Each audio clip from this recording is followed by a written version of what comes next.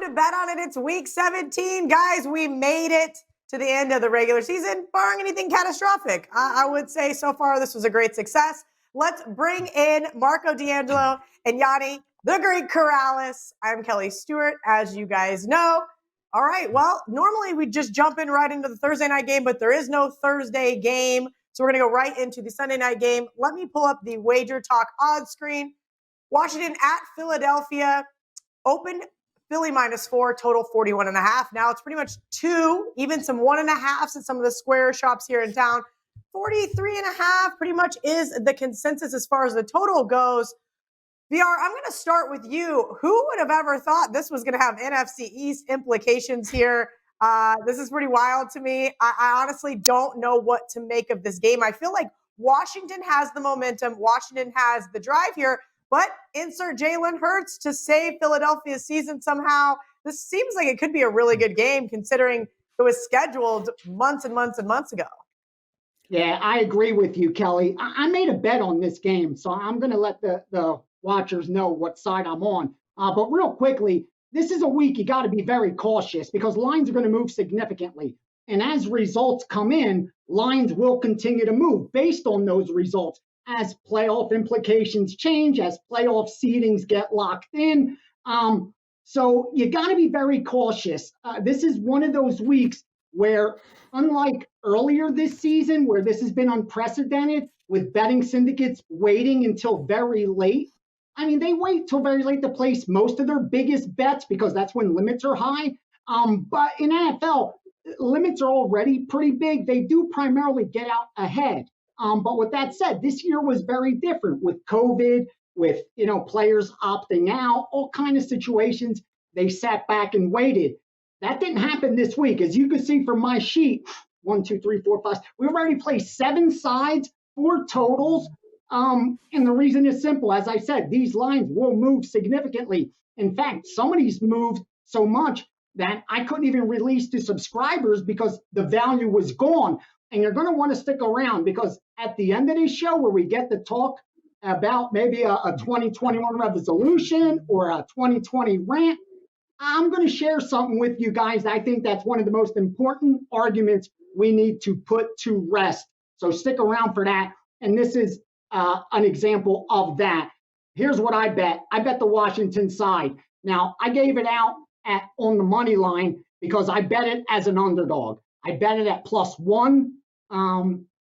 Obviously, +1, -1 value is not really extracted. But when a side goes to favorite, and I know it's the sharp side, I have a strong feeling or a high probability that the line's going to continue to move as piggybackers get involved. So I give it out on the money line because that puts me in a position to later either set up a middle to hit both sides with almost no risk to limit my exposure because I could get off now at a better number.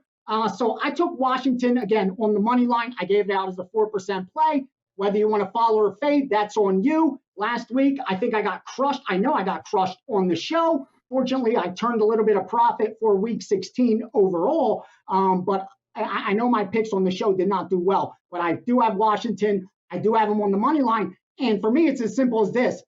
They're the better team. And with home field advantage not mattering this year, the bottom line is the wrong team was favored. I agree with the betting syndicates that got out ahead of the market and saw that and agreed with me. And I'm starting to see the market move that way. Washington beat them earlier in the season. Let's not forget they were about a 6-point dog at home. That was early in September. No one knew what to expect from Washington. And more importantly, Philly was so overvalued. We now know what we have with both of these teams. And I just don't see where Philadelphia truly is better than Washington. I mean, just look at the analytics. There's no reason to go through each and every one. But you have a Philadelphia team that's way towards the bottom. Not that Washington's much higher, but I do think Washington is the better team and on neutral field should be favored. And this is pretty much a neutral field. Give me Washington on the money line, 4% play. I'm with VR here, Marco. It makes sense. I made this game a pick'em earlier in the week when somebody said, hey, Cal, what do you think of these two NFC matchups? Basically, the Washington football team holds the keys to the driver's seat. If they can win this game, they win the NFC East. If they lose this game and the Cowboys win, the Cowboys are in. So there is some definite playoff implications here. I'm kind of looking at the Eagles now as an underdog, Marco, and saying this might be a good teaser spot. I know we have a teaser segment coming up later, but I hate going against VR in any kind of form or fashion because we know the football team could just win this one 20 to 4 to 3 or something ridiculous. I can just picture it now if I do that. So your thoughts on Sunday Night Football? Did you place any wagers? Are you looking to place a wager possibly later on? Yeah, just to elaborate on one of the things that Ace was touching upon about getting out ahead of the number, one of the reasons this line did move early on, obviously we all know the need for Washington, and you're going to hear a phrase over and over this week. It's going to be the mantra for Week 17 betting, and that is must-win situation. So that's one of the reasons where right away you're going to see money on the Washington side. We also had announcement on the quarterback situation. Now, Alex Smith has been banged up, but Alex Smith is probably a go here no matter whatever he can do. And it's because they really don't have any other options. They released Haskins this week. Sorry. Who's Heineken? Who the hell's Heineken or Heineken? Who is that kid? Yeah, they don't, let's put it this way. If they got to go to him, they're in trouble. But Alex Smith is the first option. They let Haskins go. I guess they wanted him to, go to the strip club early and not, waste his Sunday night by having to play this game. But one of the other things in this win, Ace, when we talk about Week 17 and trying to get out in front of numbers, a lot of these games are going to be determined by what happened maybe in an earlier game and where the need is.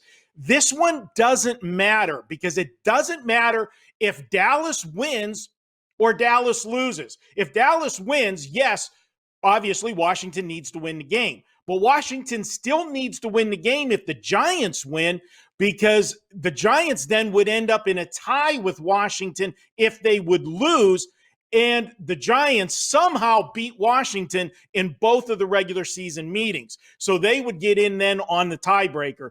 And it's just fitting that 2020, the final playoff spot, is going to be determined on Sunday night in the NFC East, where we have just made fun of this division all season long. So that's the only way that you can really wrap up this division and have it for the Sunday night game. But the reason they flexed it in for the Sunday night game is it's the only game where it didn't matter. There was always still going to be need in this game, no matter what the 1 o'clock games did. So that's part of the reason. Now, with that said, we've got Washington and a banged-up quarterback. Alex Smith, how effective is he going to be coming in here? He couldn't go last week, and last week was a big game. So obviously he's not 100%, but he's going to try to give it a go here. I look for Washington to try to rely heavily on their defense in this game. And that is the strongest unit on both sides of the football, is the Washington defense. We saw Jalen Hurts give the Philadelphia offense a shot in the arm the first 2 games that he played. And then last week against a very poor Dallas defense, he couldn't get anything done. They held him to 17 points last week, nothing in the second half. So now as there's more film on Jalen Hurts, it's going to be tougher for them to perform. And let's face it, Philadelphia, however you dress them up, they're still a very dysfunctional team. There's a lot of problems. They want to end this season. But with that said, Kelly, let's dig out one of our phrases. It's Sunday night. It's the last game of the season. And what better for Philadelphia to decide who gets the final playoff spot? They can determine it with a win here. So the old cliche, this is their Super Bowl. It clearly is for the Philadelphia Eagles. With that said, I'm going to look to the under, but I'm also going to have something on a side in a little bit. And you kind of teased that fact, maybe in the teaser section, because I think points are going to be a premium. We're looking at a low total of 43.5. I don't see a lot of points being scored in this game unless somehow there's defensive scores by turnovers or something like that, which is always a possibility when you've got a rookie quarterback and a defensive line with a guy named Chase Young on it that's going to put pressure on a quarterback. But still, for me, it's an under here. So for the primetime play, I'm going to look at the game under the total. I think Washington relies on the defense. They don't do anything to lose this game. And I hate to use that phrase, but a lot of times teams in a must-win situation, instead of playing to win, Kelly, we know what they have a tendency of doing, and that is playing not to lose instead of playing to win and taking gambles. And, that's never good for laying point spreads or scoring a lot of points. So under for me in this one, and then I'll have more with the teaser later. Yeah, Marco, I'm with you. The good thing is Riverboat Ron does like to gamble, so we will see how this one plays out on Sunday night. We're going to take a quick break, but when we come back, we have a ton of lines that have moved. Let's break those down from our friends over at the Westgate. Every Monday at WagerTalk.com, all plays are just $9. This even includes top-rated 5% plays, which normally sell for $40. There's no better day to get winning picks than $9 Mondays at WagerTalk.com and our sister site, SportsMemo.com. Gianni the Greek is number one in 2020 in total profit across all sports, but he's also number one in the NFL and number two in college football at WagerTalk.com. Right now, you can get all of Gianni's football action, including any 5% big moves through the Super Bowl for one low price. Lock in the number one rated handicapper in 2020 for both bowl season and the NFL playoffs for just $1.99. To redeem this offer, just go to Yanni's homepage at WagerTalk.com and choose the NFL plus college football championship combo. No coupon code is required, but this offer does end Sunday at kickoff, so make sure you act fast. Welcome back to Bet On It. It is time to look inside those Westgate look-ahead lines. Now, as VR said to start the show, be cautious this week. We have starting quarterback sitting. We have whole team sitting. We have backup starting. We have coaches lying. We gotta sift through the BS here and see if we can't figure out why some of these numbers have moved, because we have seen some major movement. Marco, I'm going to start with you. Jacksonville at Indianapolis. Indianapolis opened a 12.5-point favorite. Let's be honest. Jacksonville, have they packed it in? Now they are a 2-touchdown underdog on the road. Yeah, Kelly, and let's remember the fact that when we're talking about these look-ahead lines, they came out before last week's games were played. So obviously, once we had results, then we have teams that are still alive, teams that are not alive anymore, must need, and all of that. So that's where you're going to see most of the factor in these line moves. And it starts right here with Indianapolis. They didn't get the job done last week in Pittsburgh. The total collapse in the second half against the Steelers. And now they need to win this game. So because they need to win the game, the line goes from 12.5 to 14. I can understand the move. The Vegas knows where the money's coming. But Kelly, just a public service announcement. Be careful with Jacksonville this week. They don't have to worry about not winning. With the Jets winning a second time, now Jacksonville can play balls out. They got nothing to lose. They've got the number one draft pick locked up. So they don't have to worry about playing too competitive and accidentally winning a game. They can actually try. So the line moved from 12.5 to 14 because of the Colts' need. I am not saying it's justified, though. All right, VR, we're going to go back to the NFC East with you. Dallas at the New York Giants. The look headline was Giants -3.5. Then it came to Dallas -1 over at the Westgate. Now Dallas -2.5. Is this a sharp move by the same group that played the football team? Yeah, and Dallas got steamed. The group I work with bet -1 on Dallas. And here's the bottom line. The Giants were the hot play last week. Multiple groups got behind them. It looked like a good spot for them. They were getting double digits against a Baltimore team that had won by 30 plus against Jacksonville. So you thought they could overlook the Giants there. Giants show up. I even used it as my 5% play. I saw that much support for the Giants from guys that I respect. And it was just one of those weeks. I mean, I was doing good in circa million, like top 50. I go 3-1-1 and I go backwards. I don't know how that happened. But it's just one of those moves, I think, against the Giants, where last week they were on them, and it's two teams in opposite trajectories. Look at Dallas. They've won 3 straight.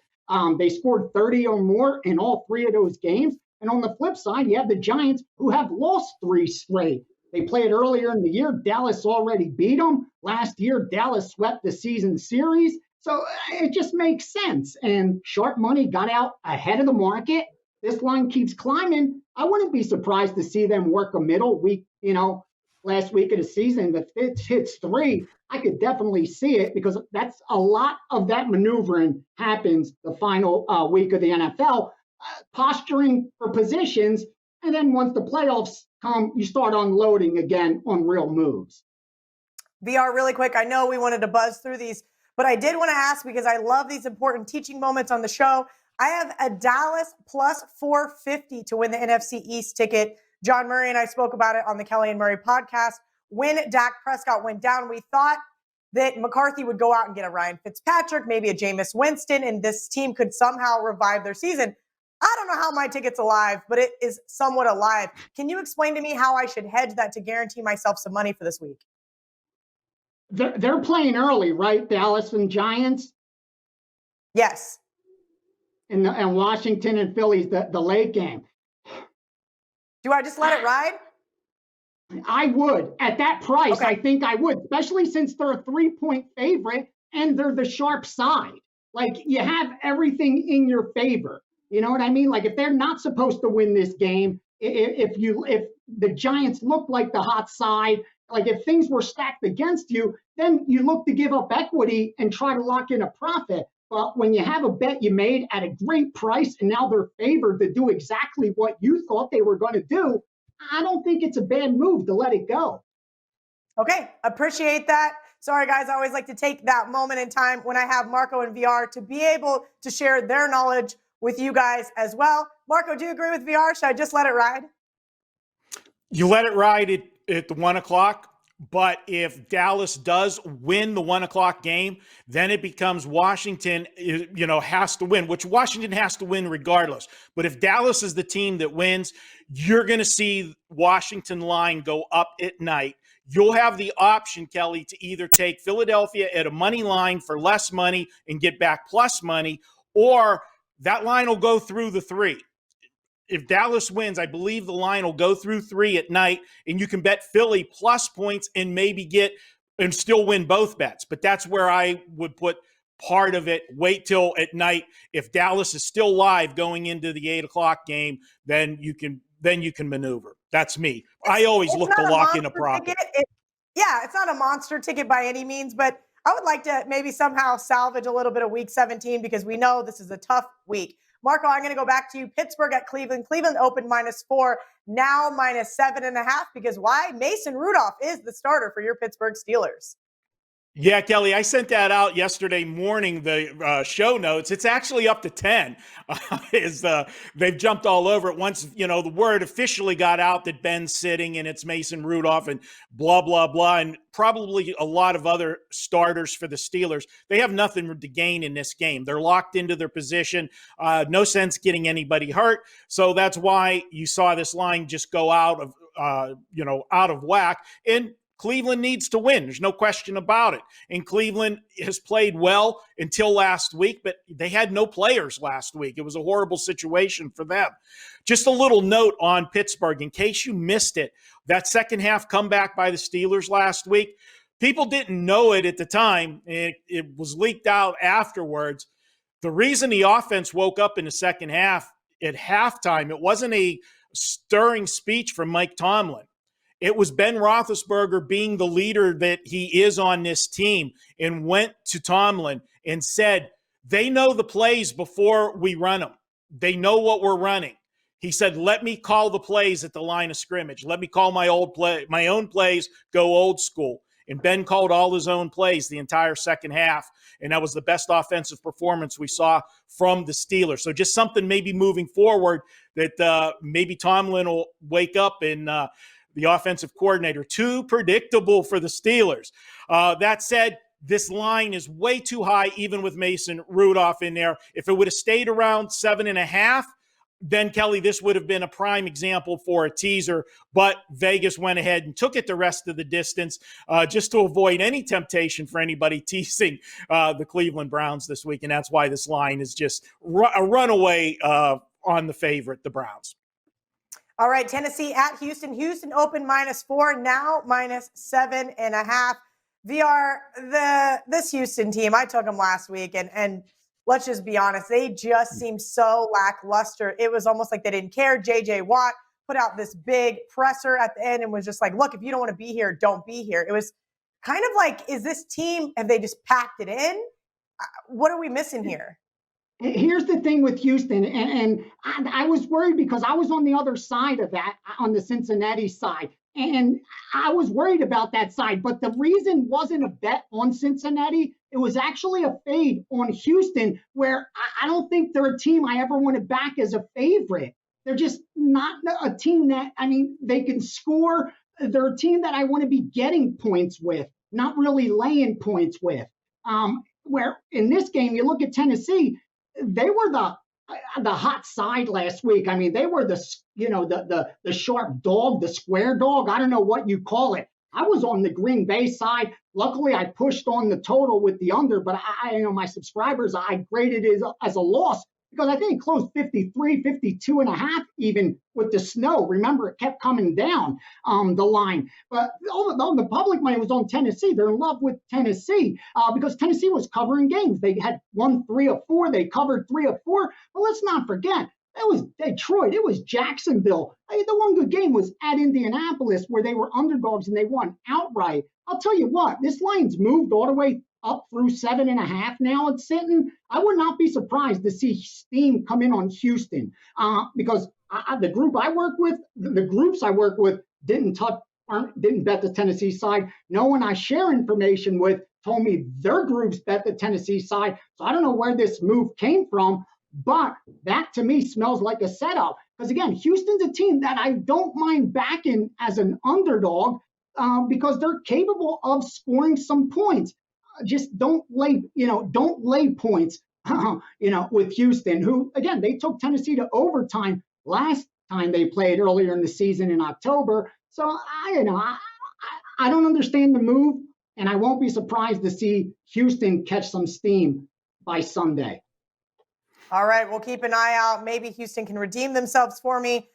Let's see. We have, my favorite new head coach. No, just kidding. New York Jets at the Patriots. New England was a 10-point favorite. Now just a 3-point favorite.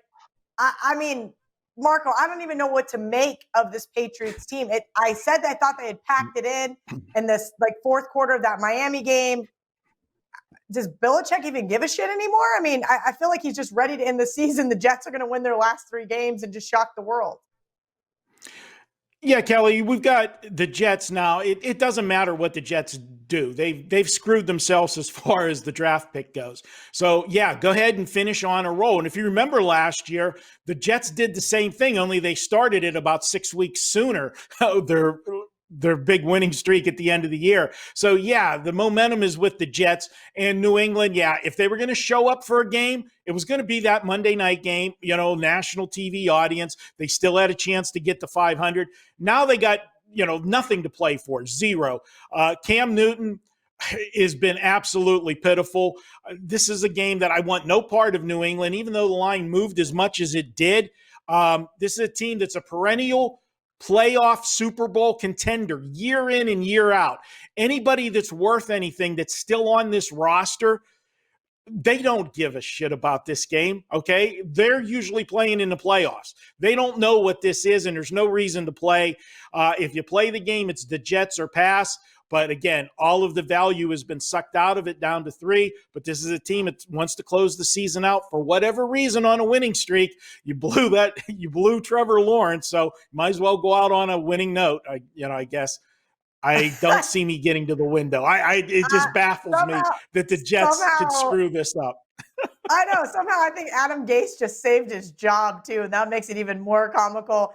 Okay, VR. Minnesota at Detroit. Minnesota opened a 3.5-point favorite. Now it looks like up to 6.5. And we even have a 7 or 3 sevens offshore. That's kind of a big move there in terms of this Vikings team. This is another team you mentioned with Houston. You trust this team laying points. I don't trust this Vikings team laying points.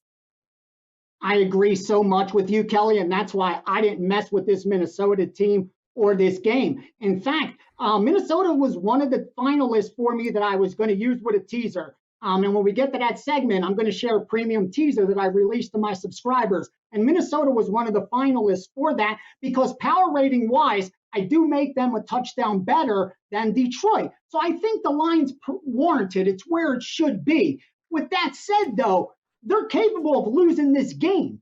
I mean, Minnesota's a team that's 5-5 over their last 10. They're a team that's 6-9 this year.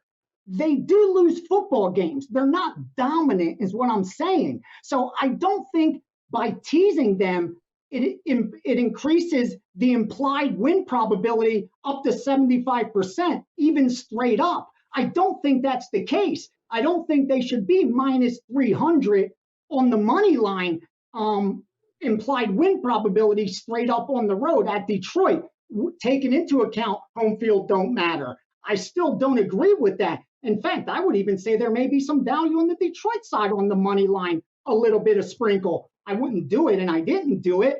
But if I was picking off small edges, tiny edges, that may be one I'd look at. I wouldn't be looking at the Minnesota side again. I passed on the teaser, even though, again, I do think they should be a touchdown favorite. Detroit just lost by 40, by 21. They haven't been competitive at all. But on the flip side, it's not like Minnesota's been crushing anybody either. You know, they've lost, 3 straight games as well. And they're, minus 30 ATS over their last 3 or 4 games. So they're underperforming against the market, too. No team I want to be laying touchdowns with.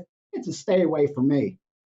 Yeah, that makes a lot of sense. I'm looking here. We got 2 left. Atlanta at Tampa Bay. Tampa Bay opened a 7.5-point favorite in the look-ahead lines. Now 6.5 around town. Marco, this is always an interesting thing. I said a couple of weeks ago I liked Atlanta because I thought that was their Super Bowl at home. Now is this their Super Bowl again on the road? A chance to play somewhat of a spoiler against Tampa Bay? Well, Kelly, they're really not a spoiler because Tampa Bay is locked in. They really have nothing to play for in this game. They have their position where they're at. They're not going to improve. So for me, where is the motivation? And remember, as I said at the onset, these lines were put out before last week's games were played. Last week, going into the weekend, it looked like Tampa Bay would need this game. So they were over the touchdown favorite. Now they don't need the game. They're in the playoffs. So I can understand the line moving the way it did. Then you saw Atlanta the last 2 weeks. They should have beat Tampa Bay 2 weeks ago. They had a big lead on Tampa, and Tampa had a marvelous second half, come back and pulled that out, saved us on our teasers. I know you were on Tampa that day as well, Kelly. For us, we got it. And then last week they went to Kansas City and took Kansas City to the limit. So they do look like a live dog here. But Bruce Arians, I don't know what he's going to do with the starters. The smart thing to do is not play them. But he's a little bit arrogant sometimes. He wants to keep things moving along and, keep his, offense in tune. So this is a game that there's too many question marks for me. The line is where it should be based on the information now and no need. But will it get me to the window? There's going to be a lot of games that I'm going to be passing on this week. Yeah, there's a lot of ugly games. This is another one. I thought this was so weird. Miami at Buffalo. Let me pull back up the WagerTalk odds screen. Sorry about that, guys. We're looking here. I was shocked to see, and even social media was shocked to see this one down to 1.5. The look-ahead line was minus 5.5.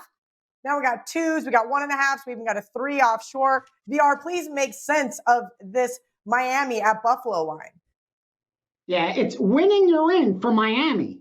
That's the bottom line. And we saw they played Buffalo tough the first time around. Sure, it was at home, but that was early September when we didn't even know what Miami is. I get it, different quarterback, all that situation. I think they're a much better team now. With that said, I couldn't even use this game. We bet it. I have a Miami plus 3.5. I wanted to give it out to my subscribers yesterday, and it was down. It was off the board at most of the books. So I couldn't give it out. And then when it went back up, it's 1.5. I'm going to be on the Miami side. And in fact, it's going to be a premium play, but I'm going to give it out in a teaser. Just like last week, I gave out a couple teasers. I'm going to use a couple teasers as well this week. I just haven't picked the side I'm going to tie Miami with in yet. But now that they're at 2.5, not past that 3.5 number like I've got it at, that's how I'm going to bet it. I think it makes a ton of sense. Because of the fact, again, Buffalo did what their big game was last week, Monday Night Football, against New England. And the playoffs, what's ahead? I mean, their statement was Monday night after reaching your goal for the season, winning the division, getting to the postseason, hopefully getting buys, getting to the championship game. Teams set goals. You reach one by one by one. Buffalo had reached the playoff goal, but now you could reach the goal of slapping around Big Brother like we talked about on Monday Night Football. They accomplished that. Now you have a Miami team where it's winning, you're in. I get it. That's a lot of pressure. And usually that's the perfect storm to bet against the team because the market overvalues it, meaning they make you pay a premium because everyone knows they have to win. So if they have to win, a lot of people may bet them. So the book's going to add a half a point, point and a half, who knows? And there's pressure on the team. When you have pressure, you make mistakes. So sometimes it's the perfect storm to go against teams in must-win situations. But in this spot, how are you going to go against a Buffalo team that just won on national TV by 28 points on the road in New England, something no one does? And when's the last time New England got swept in a season? We heard about that on Monday night over and over and over again. And what did they do to Denver the week before? Won by what, 30? Then beat Pittsburgh by double digits, San Francisco by double digits, Chargers by double digits. So I could just see Buffalo relaxing a little bit before the playoffs and Miami, who needs to win, making a game of it. They may not cover the 2.5, but I'm going to tease them up to that 8.5 for sure. I definitely like him in a teaser situation, VR. My question is this. So we've been hearing a lot about Aaron Rodgers, Patrick Mahomes, the usual suspects in the MVP race. Now all of a sudden, just here check comes the weather. Josh. The weather. Check the weather. See, to me, it's like now we're hearing Josh Allen all of a sudden. I'm just kind of wondering if he's going to try to ball out this last game to prove that maybe he should be in the MVP conversation. That's true. The only flip side of that, Miami's defense isn't the team you're going to look best against. Maybe sitting him does him a favor. Okay, very, very good point. He goes out there and has a bad game, throws 2 interceptions. He's definitely not winning it. That is a very good point as well. It was just a concern of mine because I do like the Miami side. You guys both alluded to the teasers. I got a couple of notes here. Depending on where you like to shop, there's only about 4 teams that fit in those teaser spots that we like to do, those 6.2 team teasers. VR, I'm going to let you go first. You have the floor. Who is your teaser for NFL Week 17? First, it was Tampa Bay right off the bat, and it sounds like the squarest pick on the board. And that's why I put it in a teaser right away. I'm not going to lay points with it, but Tampa Bay's double digits better than Atlanta. I mean, I don't know what Atlanta's done this season, what this 4-win football team that has, lost 4 straight games in a row, what they've done to warrant me fearing them winning this game on the road. I just think it's a great spot for Tampa. I think straight up, they shouldn't lose this game. Sure, they could lose. They lost to the Rams at home. They lost to Kansas City at home. They lost to New Orleans at home. I just don't think Atlanta's anywhere near those 3 teams. So I'm definitely using Tampa Bay, as square as that sounds. And then I went ahead and I tied them in with New Orleans, with the New Orleans Saints. I just don't think Saints are going to lose this game at home. Bottom line, Saints are so much better than Carolina. And I've been saying Carolina's a team I like to back as an underdog because they're capable of scoring points. But we're getting the Saints where they just have to win the game. And Carolina has shown me they're not very capable of winning many games, meaning, sure, they've won 2 of their last 8. That was against Washington. That was against Minnesota. Against New Orleans, much bigger hill to climb. And just power rating wise, both of these are off the charts, meaning if you look at the power rating between Tampa and Atlanta, being able to get Tampa just to win the game makes a ton of sense. And if you power rate New Orleans versus Carolina, being able to get New Orleans at a pick 'em on the money line makes a ton of sense. So I tied them both together. As square as it sounds, hopefully it comes in. Hey, you know what? play, 4%. Your square teaser came in last week. I was able to get the Bills in still on Monday night and a ton of open teasers for this week. So we're going to see how that plays out with maybe we can insert a couple of these plays here. Marco, who is your teaser for this week? Well, Kelly, I gave you the first half of the teaser already, and that's Philadelphia.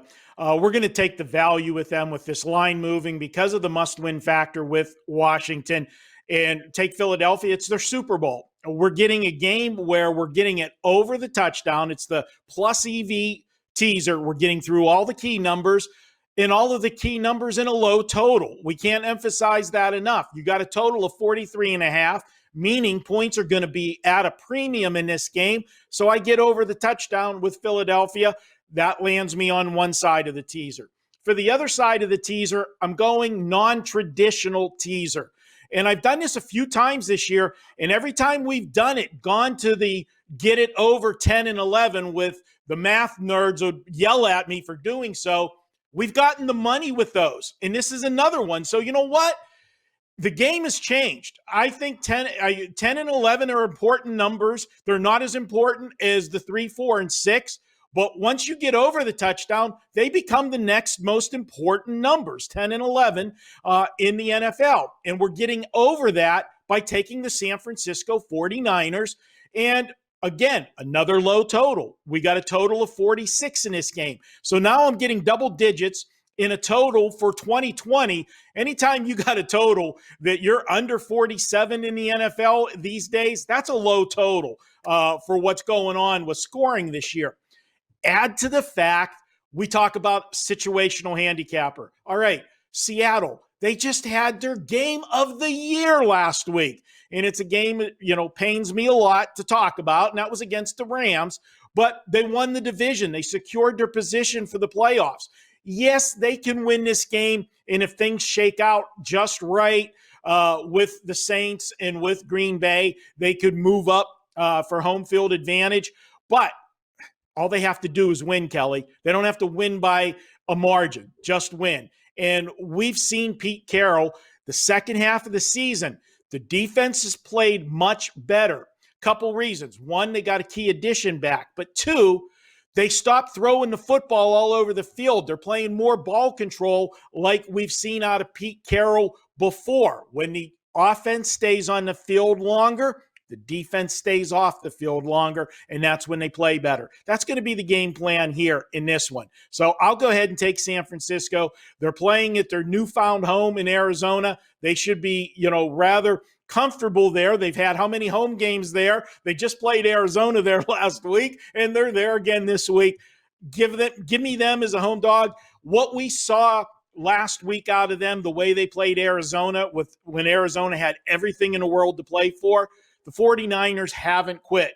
And C.J. Beathard gave them a little shot in the arm that Nick Mullins did not give the last couple of weeks. So I'll take the 49ers teased up to 11.5. All right, I appreciate you guys hanging out with us with this super long segment. When we come back, that's right, we got the Steam game of the week. Marco, maybe. Well, no, the deli can't be open. It's week 17, so we've got a trap game for Marco D'Angelo and no TNA for week 17. What am I going to do without my buddy Ralph? Get $25 in wager bucks added to your account after your first purchase at WagerTalk.com and SportsMemo.com. This is just our way of saying thank you for joining the WagerTalk and Sports Memo family. Did you know every Tuesday is $2 Tuesday at WagerTalk.com? We pick the hottest handicapper and offer his best bet for just $2. This is a great way to introduce yourself to the winning handicappers at WagerTalk and SportsMemo.com. Welcome back to Bet On It. Let's get right into things. VR, I hear that freight train rolling for one final week. Well, I guess we could actually still have some Steam games during the playoffs. So who do we have for week 17's Steam game of the week? I'm going to go with a total. Let's go to New Orleans and Carolina. Group I work with bet under 49.5. I bet under 49. I released it to subscribers at under 49. It's now at 48. Still think it's definitely bettable. At 47, yeah, a little bit.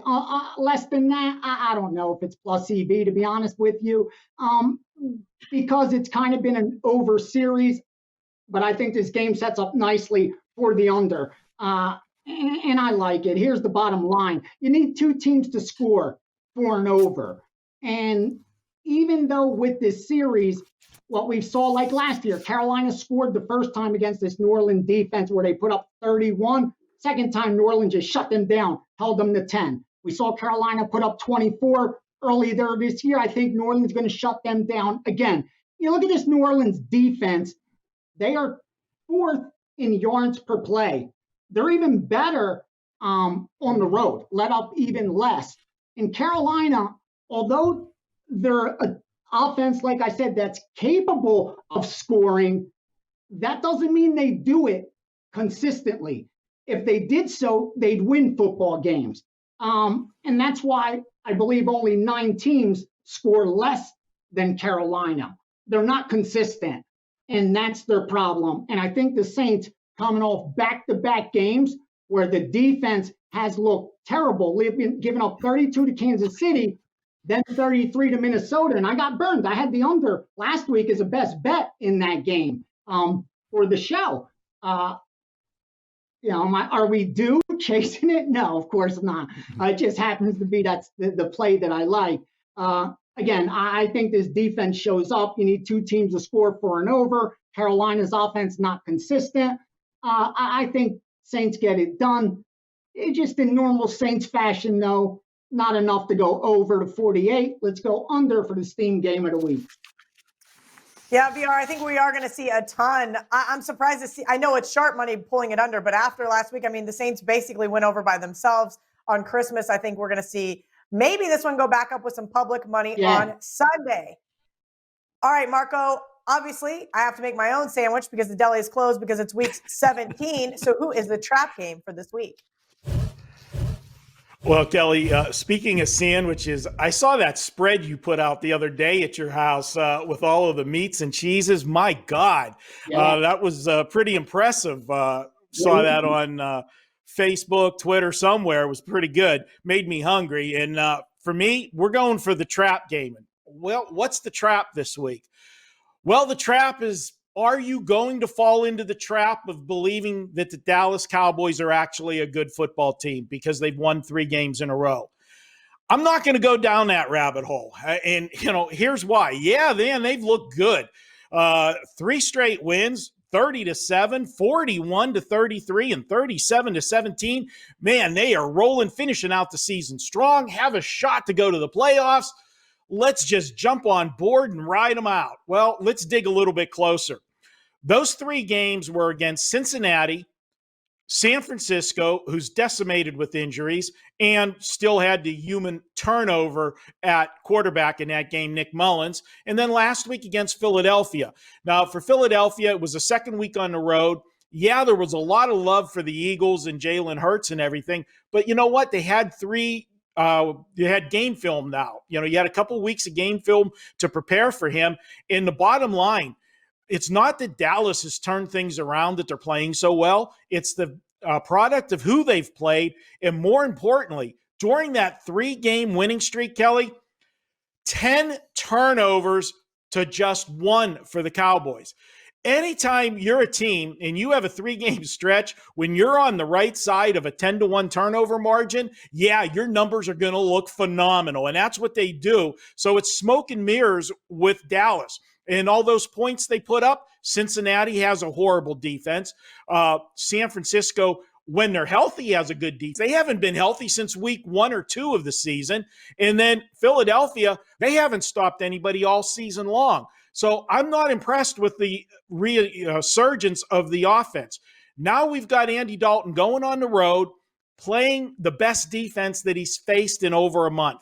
I don't see them getting the job done here. And let's not forget, it's not just the Cowboys that have need. The Giants are still alive in this. So now I'm getting a home team, better defense, getting points because the market is over-adjusted because the Giants have lost. Well, look at who the Giants have lost to. They lost to Arizona, who, whenever they don't turn the football over, look like a playoff team. They lost to Cleveland, who, without COVID, is a playoff team. And then last week, Baltimore, who might just be the best team sneaking into the playoffs right now, the way they're playing down the stretch. I like the Giants plus the points. That's the trap here. I'm taking them. I'm not falling for the Cowboys. I'm not going to be there and, be standing there and have them pull the rug out from under me and say, "Hell, I fooled you, the banana peel."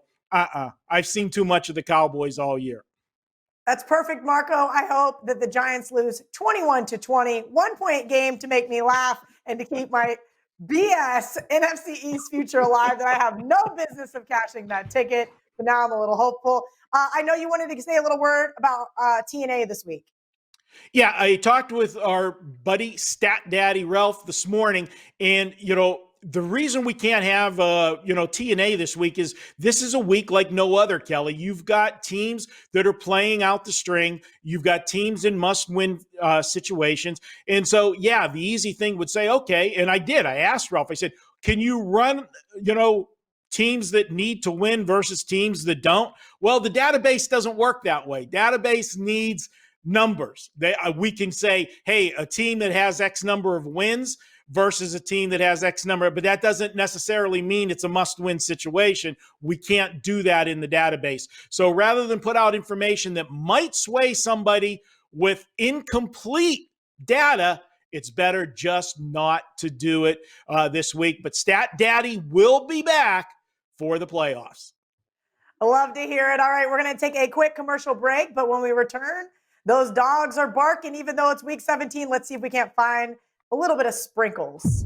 Pay less and make more money by getting 3 months of picks from your favorite WagerTalk or Sports Memo handicapper for free.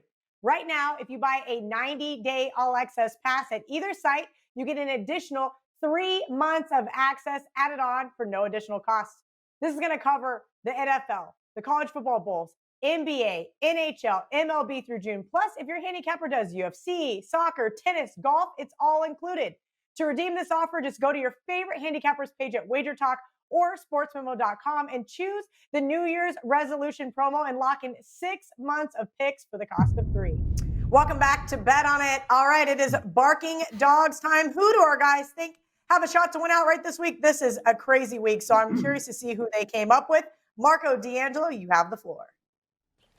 Well, Kelly, I'm going to start with my barking dog by giving out a handicapping lesson to start with, because I've been doing this for 40 plus years, and you still learn and you still make mistakes. And I made a colossal mistake last week with my best bet on the Houston Texans. And what I'm going to point out in that game is I got too fixated on the Cincinnati side of the handicap. Anytime you handicap a game, there's always 2 teams involved. And the handicap for going against Cincinnati was so good that I just basically stopped there. And what I was looking at was going against Cincinnati off that Monday night game against the Steelers. They played their Super Bowl, all of that. Everything was in place for them to lay an egg. But what I didn't look at and pay enough attention to was the Houston Texans, which actually was in a sandwich spot last week. They were coming off a gut-wrenching loss to the Indianapolis Colts the week before, in which for the second time this season against the same Colts, had an opportunity to win the game at the end of the game and fumbled the ball around the goal line. With the first meeting, they could have actually won it. The second meeting, they would have sent it into overtime. Then they come home to play Cincinnati, and then they had this game on deck against Tennessee, another division rival, where both of those games, Tennessee and Indianapolis, their season's over, but they get to play spoiler. How excited were you for the Cincinnati Bengals? And unfortunately, they weren't, and they played like it. Cincinnati went up and down the field on their defense. So why do I want them this week? Well, you alluded to it. J.J. Watt called his team out after the game last week. It was an embarrassing effort defensively. Players acted like they didn't want to be there. They'll be there this week. They're playing a division rival. They want to ruin their holiday plans for the bowls and so forth, for the playoffs. They're going to come to play. In Tennessee, they're in a must-win situation. It's built into the number. So we're getting extra points with Houston because of the need factor with Tennessee. And All Tennessee has to do is win. We're also getting extra points because of the performance that Houston had last week. And nobody's going to dismiss them losing to the Bengals, but everybody will be quick to dismiss Tennessee getting blown out by Green Bay because, wow, hey, that's Green Bay and it was in Lambeau and Aaron Rodgers. I can't do it. I can't trust this Tennessee defense, and you'll go broke if you play bad defenses laying over a touchdown on the road on a consistent basis. Yeah, small sample size, they're going to win some games, but overall, that's not a way to make money. I'm on Houston as much as I hate to do it this week after losing with them, and I apologize for, the mistake, the blunder last week. But Kelly, if you ever think that you're too good or too big in this industry to not learn from your mistakes, it doesn't matter whether it's sports betting, poker, whatever it is, you're always evolving, always learning. And that's something you got to remember. Don't fixate on one side of the handicap.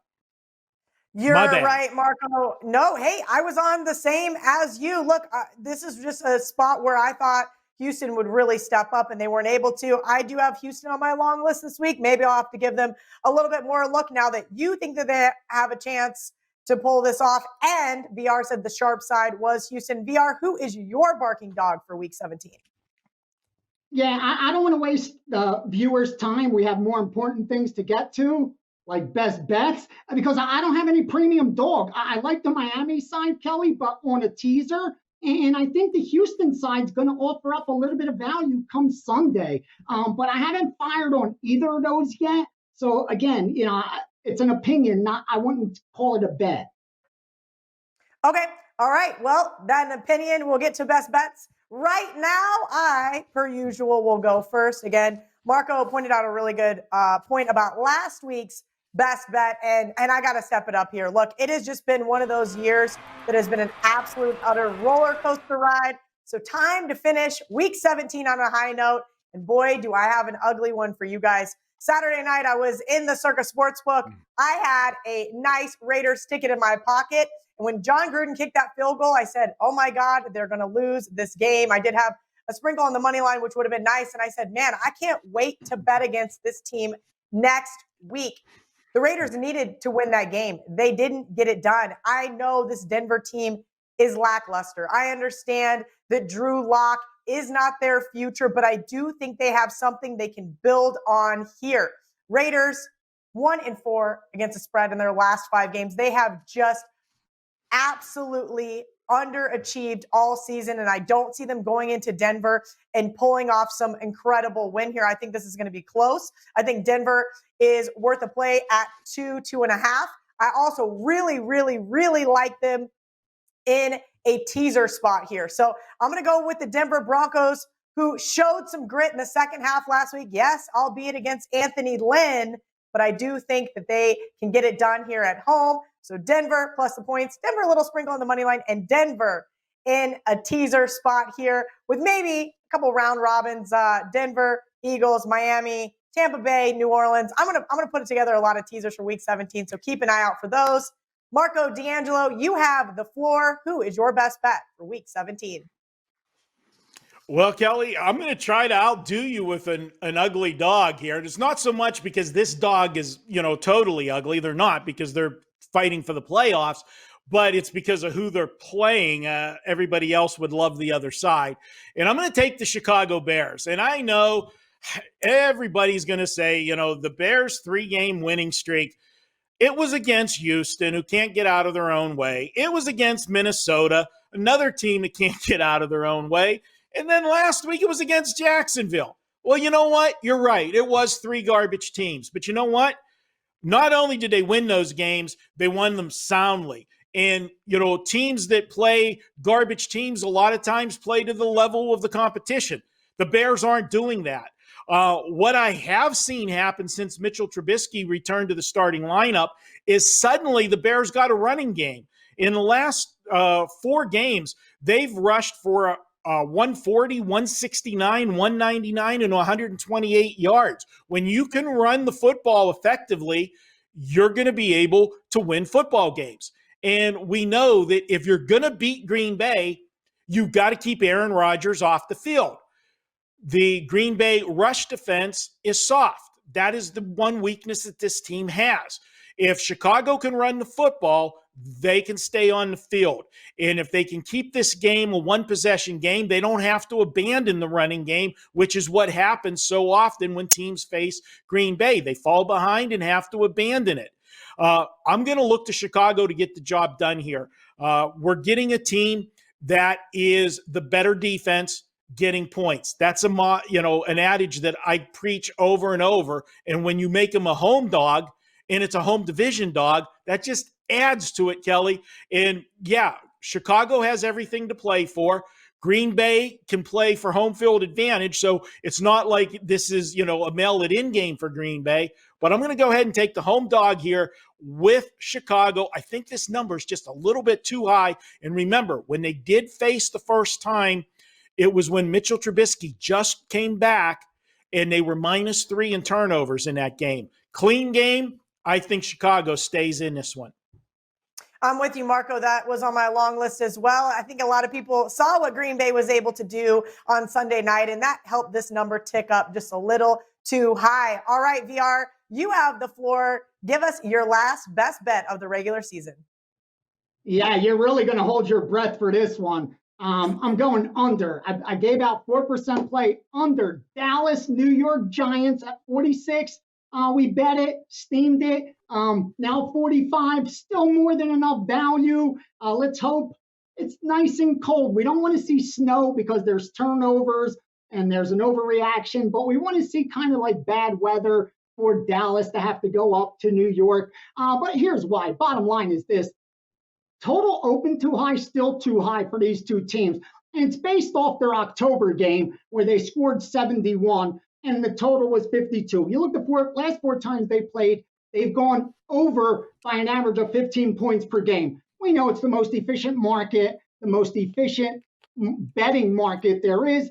It corrects itself, and we're looking at that right here, especially going into this week. Dallas may give up a lot of points, but the Giants don't score points. So like we touched on with the last under, you need two teams to score for an over.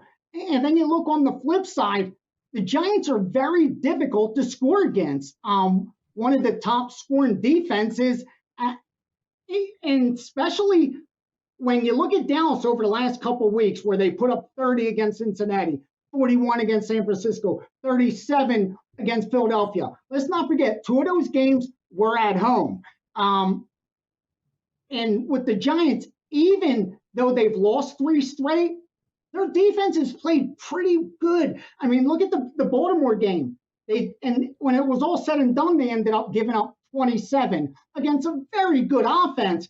And 20 to Cleveland, 26 to Arizona, another good offense. I don't think you're going to see Dallas have a lot of success. And again, the Giants just aren't an offense that's capable of putting up a lot of points. That's not even what they want to do. And what, as meaningful as this game is, I just think it's going to play out more NFC East, old school. Giants haven't gone over in a while. I think that trend continues. Give me the under 45 is my best bet. Woo, that one looks really scary. Like you said, hold your nose, close your eyes when you walk up to the window, but we are locked and loaded at under 45. We're going to take a quick commercial break. When we come back, we have some more college best bets as we finish out the bowl season. Marco D'Angelo is off and running once again this basketball season as his college basketball plays are winning at a 69% rate in the month of December. With NBA now underway, Marco is putting together a special all-access basketball package. Get all of his NBA and college basketball plays to the NBA Finals at a savings of $500. This package sells for $1,295, but this week only get all of Marco's basketball plays to the Finals for $795. That's a savings of $500 and comes out to less than $4 a day. This package includes his famous top-rated 5% plays. Since March 2019, Marco is #1 at WagerTalk with his 5% college basketball plays going 11-3. You'll never miss a play with an all-access subscription, but hurry, this special offer ends at midnight on New Year's Day. All right, we got the cash with Oklahoma State last night. I know I had said on last week's show I really liked North Carolina, but it was too far out, and boy, am I hating myself now. So I'm coming up with a new best bet. We're sticking with the same state. I'm just going to take North Carolina State here, plus the points. I think we're going to get a lot of love for this Kentucky team who is 4-6, and the excuse and the narrative is going to be, but they're an SEC team and look who they played. This NC State team looks too easy to take the points with, because why? I don't think Kentucky can generate enough offense to outscore this team. Yes, Kentucky has a great defense, no doubt, as most SEC teams fit that narrative. But I do think the Wolfpack are motivated here. I know Mark Stoops, this is his 5th bowl appearance for this team, and congratulations to that.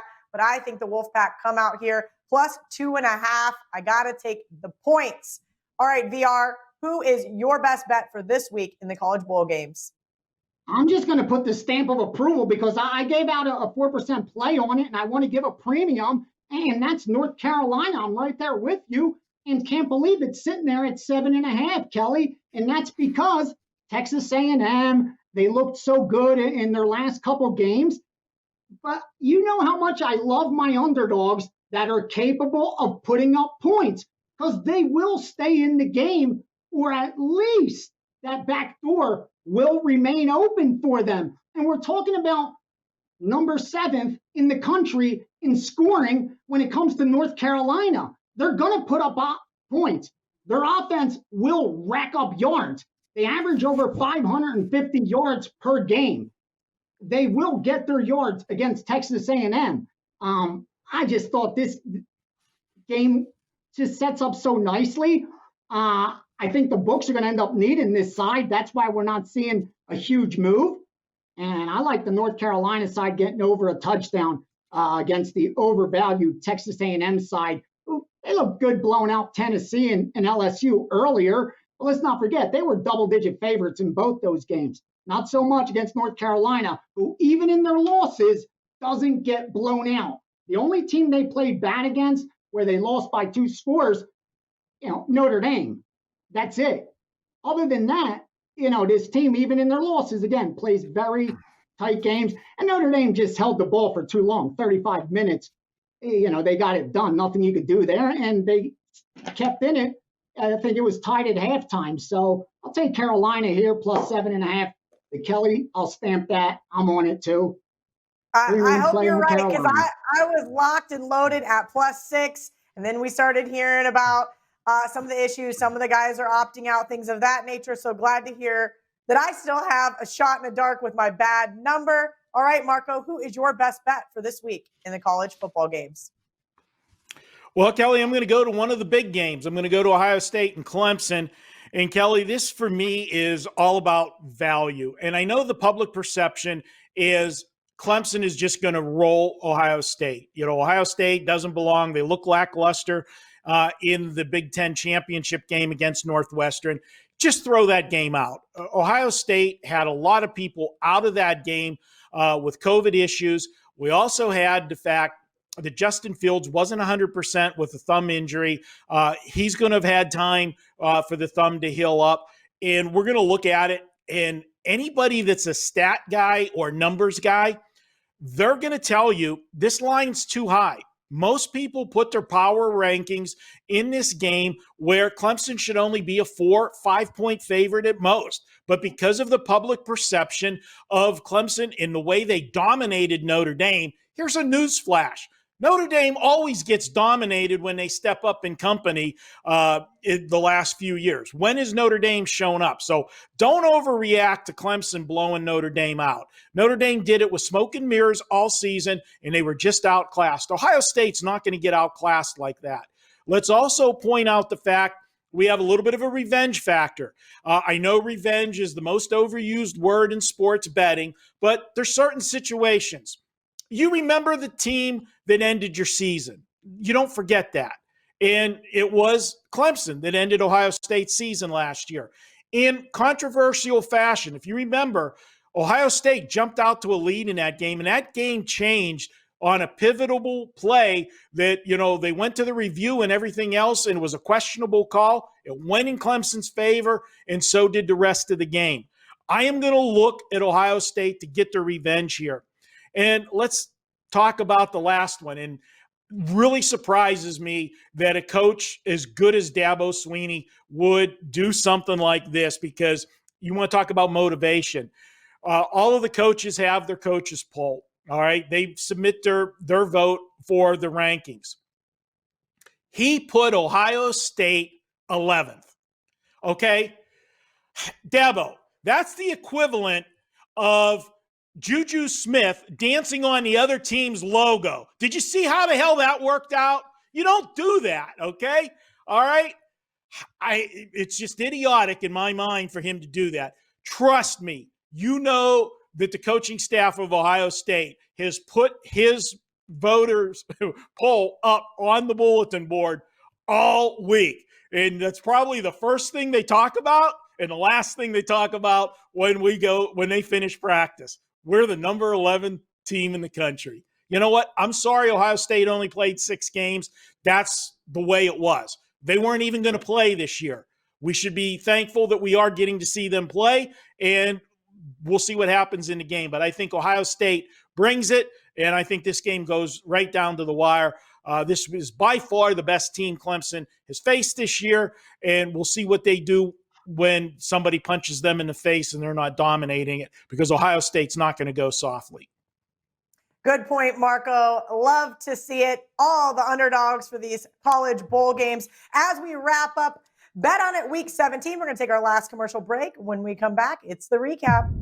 Want up-to-the-minute scores and odds direct from Las Vegas? Then check out our WagerTalk odds page. You'll get all the latest lines along with moves as they happen from all the biggest books in Las Vegas, including Westgate Superbook, Circa, Golden Nugget, Wynn, Stations, CG, and South Point, just to name a few. Best of all, it's absolutely free. All right, it's time to wrap up our last show of 2020 and finalize week 17. We only have one primetime game this week, Sunday night. The Washington football team, the Philadelphia Eagles, Washington money line for VR. Marco says take the under 43.5. I'm going to put the Eagles in a teaser. Marco's also going to put the Eagles in a teaser with the San Francisco 49ers plus 11.5. He doesn't care it's non-traditional. And VR says he doesn't care that his teaser's kind of square. He's going to use Tampa Bay down to a half, New Orleans down to a half. The team game this week is the under Carolina and New Orleans under 48. And Marco says, be careful of those Dallas Cowboys. They're looking a little too pretty these days. Trap game, take the Giants plus 3. Barking dogs are abundant this week. Nope, not really. The Houston Texans is it. Marco said take the 7.5, and I'm with him here. We are a glutton for punishment. VR says he doesn't really have a barking dog, but he likes Miami to keep it close against the Buffalo Bills. As far as best bets go, taking the ugly Denver Broncos plus 2.5 and on the money line and in a teaser. Marco is taking the Chicago Bears, says this is too many points at 5.5. And VR says take the under 45 in the Dallas New York Giants game. As far as college football goes, we do have some barking dogs here. NC State plus 2.5 for me. Marco is taking Ohio State plus 7.5. And VR agrees with my best bet from last week. UNC now up to 7.5. VR, I wanted to let you have the floor. I know you had something to say before we wrap up this last week. Yeah, I just need to put this argument to rest. And hopefully in 2021, as a betting community, betting Twitter, we could all agree. CLV matters. Anyone that tells you that closing line value doesn't matter is not a winning sports bettor. I can promise you that. This is not an attack against any sports bettor, against any paid capper out there. If you feel it is, it's your insecurity. I'm simply trying to share with the people that support me information that matters. Some of the most important factors in whether they're going to have success betting or not. And closing line value may be the most important factor for you to consider. Here's why. First, can we all agree that the closing line is more accurate than the opening line? We shouldn't argue that. A line on Sunday should be sharper in NFL than 2 weeks out. We know who's injured. We know the weather. We know how they played last week. So obviously, that's not an argument. So the closing line is the most accurate reflection of implied win probability. There's no argument there. Number two, How does a sports book label you as a winning bettor? Is it by the amount of money you win? Absolutely not.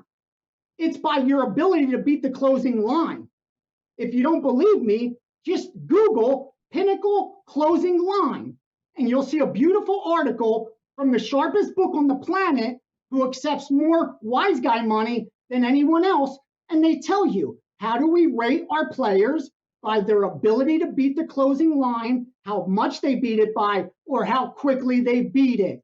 Because they're a mathematical certainty to turn a profit, because they're ahead of the most accurate information. We already agreed to that. So again, you can't argue closing line value isn't key. The problem is confirmation bias.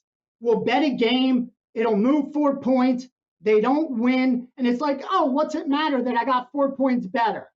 The next time anyone tells you that, please follow up with a question. How much are you up this year? How much did you make last year betting? How about the year before that? Because it's now December 30th. And over the next week, every paid capper who tweeted their streaks throughout the year should be chomping at the bit to tell you how much they won in 2020. If they did that, they did it by beating the closing line. That much I promise you. Same with winning bettors out there on Twitter who don't sell picks. If they're winning bettors, they'll be able to show you that for sure, right? If you're a professional bettor, at the ready, you have your numbers. So again, it's not calling anyone out, but there's some arguments, it's not going to age well, man. It's a perfect example this morning, Wisconsin. I said at -7, they were down 2 touchdowns. It's the best bet, one of the best bets I made. Whether they went on to win that game or not. Tonight's game, I bet under 70. The total 64. They may score 80 points. It's still a great bet at under 70 when it closes 64.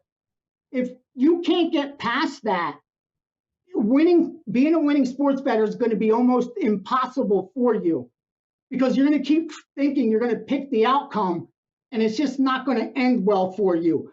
Because again, we're not talking about absolutes. We're talking about implied probability. Nothing's absolute. These aren't 60, 70, 80%. Winning bettors are 55, 56, 57. Edges are very small. So don't let your confirmation bias make you believe things that are going to cost you money. Grade your bets more on the closing line than the result, and rest assured your ROI will improve over your lifetime. My numbers don't lie. Again, this ain't to tout me, but I'm up this year because I beat the closing line. Same thing last year, same thing next year. And if you do the same thing, you'll be up also. So please put the argument to rest. CLV matters. Let's not argue that in 2021.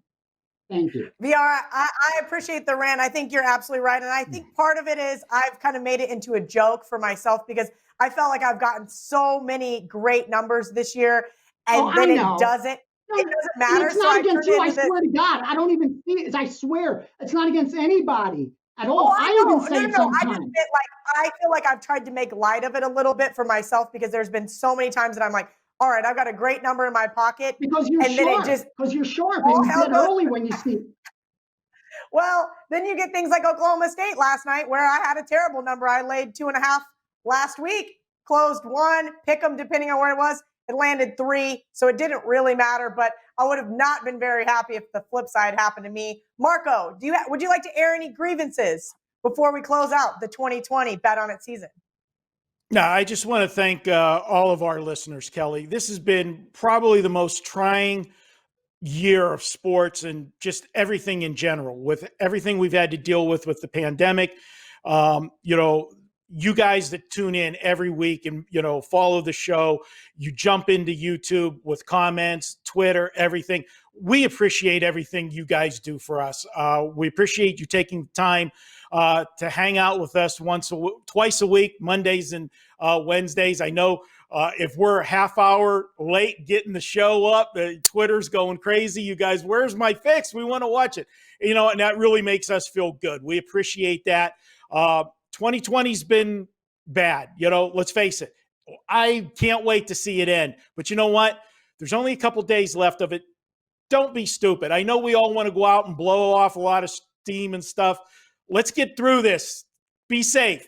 I know Kelly's going to slap me. Wear your mask. Stay away from large gatherings. We only got a couple days. Let's get the vaccines into play and make 2021 a prosperous and healthy year, both sports betting and with everybody's health. And again, thank you to everybody that watches the show and supports Wager Talk, Sports Memo, Gold Sheet, the entire family that we've created here at Wager Talk Media.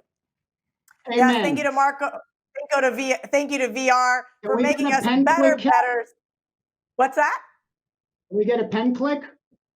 A pen click? I know. We all know. This is what I do all show. I want you guys to know this too.